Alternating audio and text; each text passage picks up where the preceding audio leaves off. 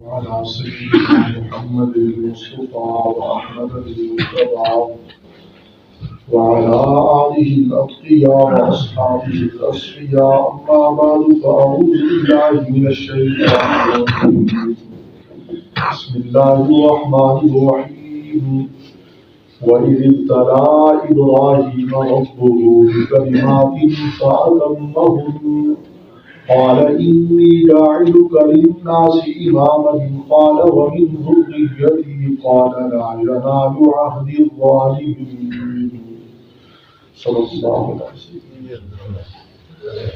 وإذ ابتلى إبراهيم ربه بكلمات جب آزمایا ابراہیم کو اس کے رب نے کئی باتوں میں فأتمہن تو انہوں نے ان باتوں کو پورا کیا قال انی جاعلک للناس اماما تو رب العالمین نے ارشاد فرمایا کہ میں آپ کو لوگوں کا پیشوا بنا دوں گا قال ومن ذریتی ابراہیم علیہ السلام فرمایا بولنے لگے میری اولاد میں سے بھی بنائیے قال لا ینال عہد الظالمین تو فرمایا کہ میرا یہ قرار ظالموں کو نہیں پہنچے گا۔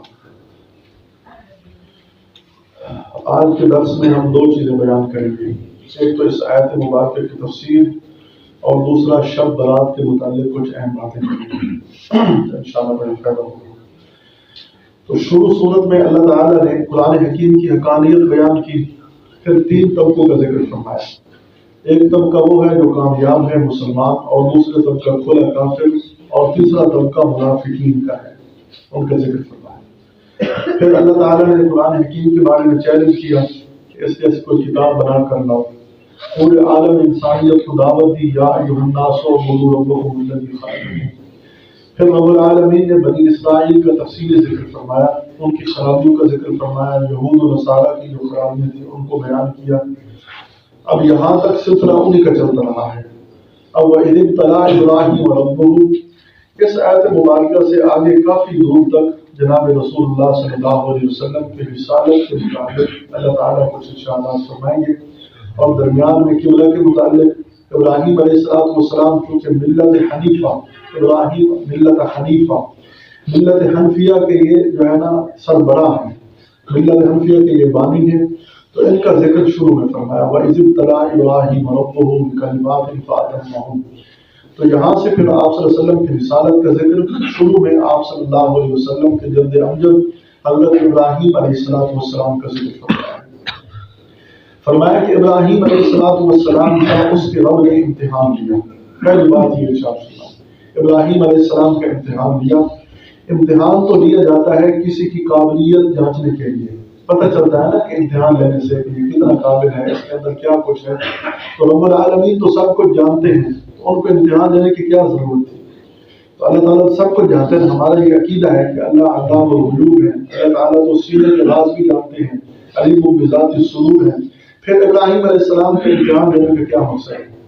تو علماء نے فرمایا کہ ابراہیم علیہ السلام کے امتحان لینا یہ اللہ تعالیٰ نے اپنے جاننے کے لیے نہیں بلکہ لوگوں کو دکھانے کے لیے امتحان لیا کہ دیکھ لو جس کو میں نے خلیل بنایا ہے وہ کتنا پیارا اور کتنا جو ہے نا وہ میری باتوں کو پورا کرنے والا ہے۔ لوگوں کو بتلانا مقصود ہے، اللہ تعالیٰ کے تو علم میں ہے، اللہ تعالیٰ تو جانتے ہیں کہ ابراہیم علیہ السلام وہ جو جتنی ہستی کے مالک ہیں، جتنی حیثیت کے مالک ہیں وہ اللہ جانتے ہیں، لیکن لوگوں کو دکھانا مقصود تھا کہ میرا خلیل دیکھ لو کہ میں نے ان سے کیسی آزمائشیں لی اور وہ کیسے امتحانوں میں کامیاب ہوئے۔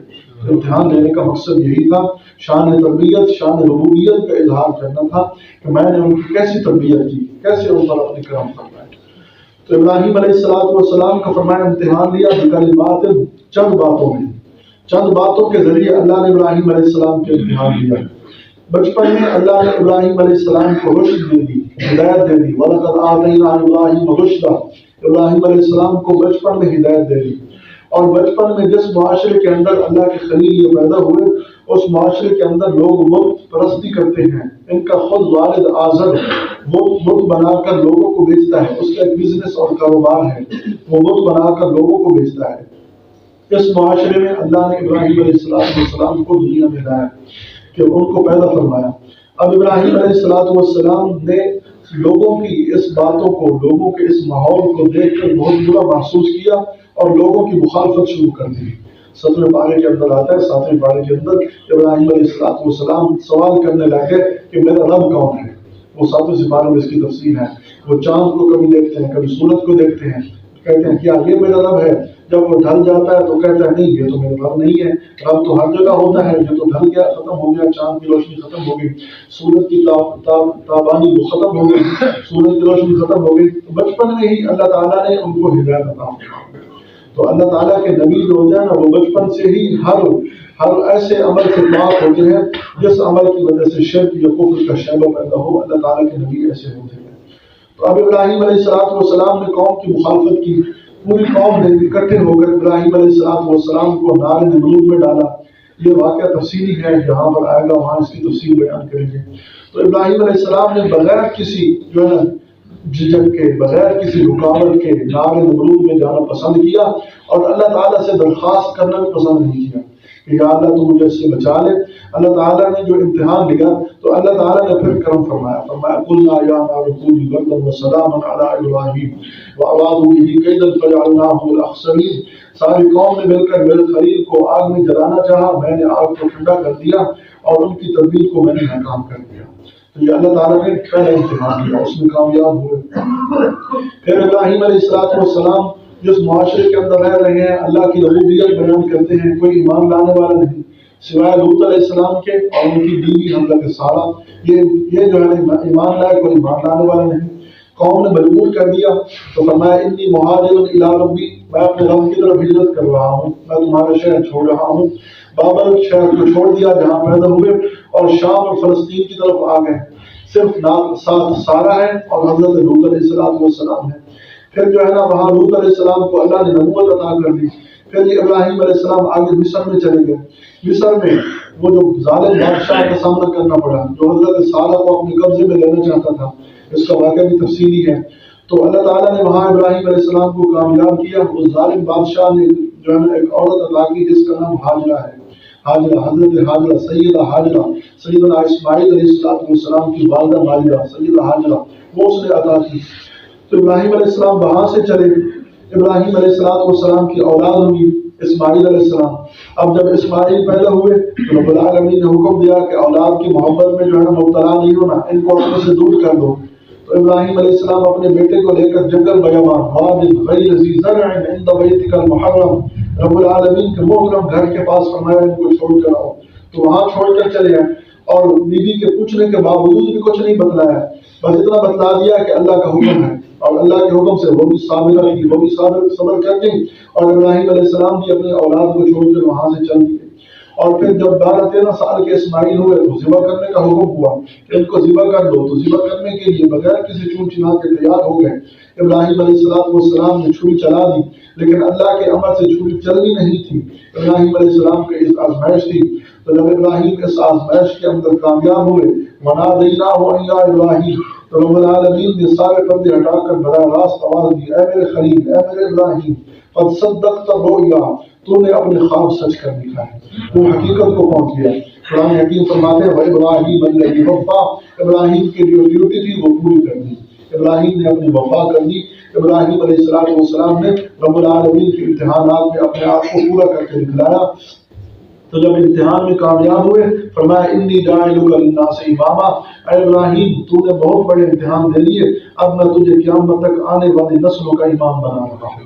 قیامت تک کے لوگوں کے لیے میں تجھے امام بنا رہا ہوں. اب جتنے بھی فرقے ہیں ان کا تعلق کچھ نہ کچھ اسلام اور دین سے ہے، جو اپنے آپ کو کہتے ہیں کہ ہم کامیاب ہیں، وہ جو ہے نا ابراہیم علیہ السلام کو اپنا امام اور رہبر مانتے ہیں، چاہے یہودی ہو، نصرانی ہو، چاہے وہ امت مسلمہ ہو، ابراہیم علیہ السلام کو اپنا پیشوا اور امام مانتے ہیں.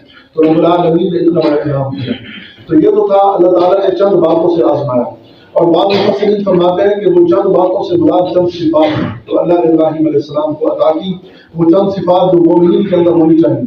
نمبر پہلی الطائبون، توبہ کرنے والے، اللہ کی طرف رجوع کرنے والے. نمبر 2 عابدون، عبادت کرنے والے. ابراہیم علیہ السلام بھی اللہ کی طرف رجوع کرنے والے، عبادت کرنے والے تھے. حامدون، اللہ کی حمد کرنے والے. صائحون، روزہ رکھنے والے. راکعون، رکوع کرنے والے. ساجدون، سجدہ کرنے والے. عاملون بالمعروف، اچھی باتوں کا حکم کرنے والے.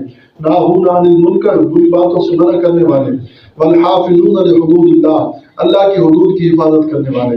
یعنی یہ جو مومنین کی صفات ہیں اللہ نے ابراہیم علیہ السلام کو پہلے عطا کی، انہوں نے ان صفات کو پورا فرمایا.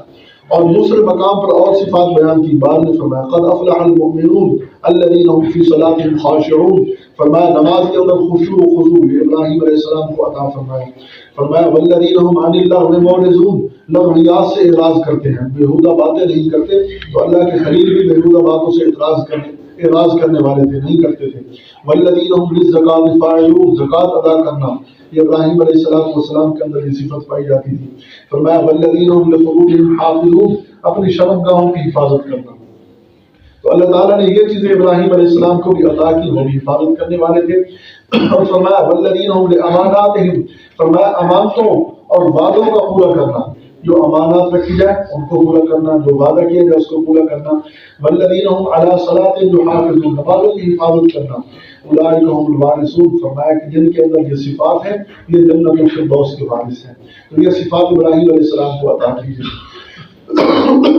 اور اس مقام پر اور ان کی صفات بیان کی گئی. ان المسلمین والمسلمات، یعنی ان صفات کے ذریعے آزمایا گیا اور یہ صفات ابراہیم علیہ السلام نے پوری کی. فرمایا کہ اسلام لانا، اسلام ہوتا ہے ذہنی بدن پر، ذہنی طور پر اطاعت کرنا.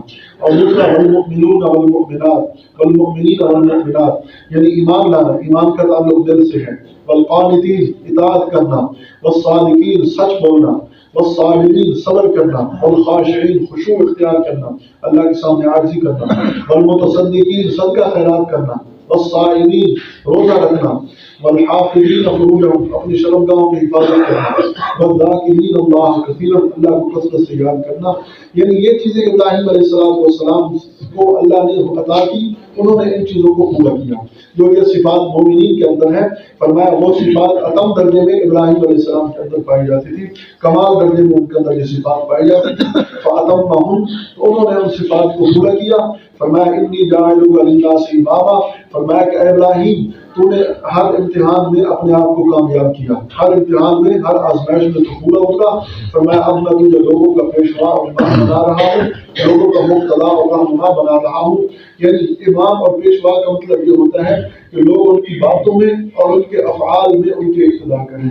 اے ابراہیم تیری باتوں میں بھی لوگ تیری اقتدا کریں گے اور تیرے اعمال میں بھی لوگ تیری اقتدا کریں گے.